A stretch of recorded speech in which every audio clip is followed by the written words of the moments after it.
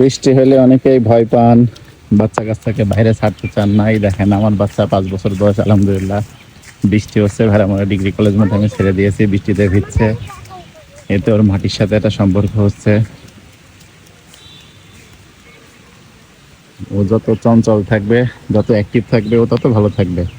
আর যত আপনি ঘরে রেখে দেবেন, তত ওর রোগ প্রতিরোধ ক্ষমতা কমে যাবে, একটা দুর্বল হিসাবে বড় হবে আর কি। এটা দুর্বল বাচ্চা থেকে সুস্থ সবল বাচ্চা ভবিষ্যতের জন্য খুবই জরুরি। এই জন্য আপনারা ভয় পাবেন না। বাচ্চা কাচ্চাদের খেলাধুলা করতে দেবেন, বাইরে ছেড়ে দিবেন, প্রকৃতির সাথে ফাইট করা শিখাবেন। শুধু প্রকৃতি না, সমস্ত কিছুর সাথে ফাইট করা শিখাবেন। নিজে নিজে কিভাবে দুনিয়া সার্ভাইভ করাতে হয় এটা ছোটকাল থেকে ট্রেনিং দিবেন, ওর জন্য দুনিয়াটা সহজ হয়ে যাবে। আর আপনি যখন সবকিছু নিজে করে দিবেন, ওর কিছু করার প্রয়োজন মনে করবে না। যখন আপনি থাকবেন না, তখন আপনার বাচ্চার জন্য দুনিয়ার সব কিছুই কঠিন হয়ে যাবে। এই জন্য ছোট থেকে বাচ্চাদের অ্যাক্টিভ রাখেন, শক্ত মজবুত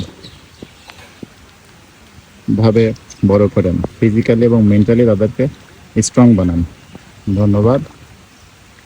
আর যারা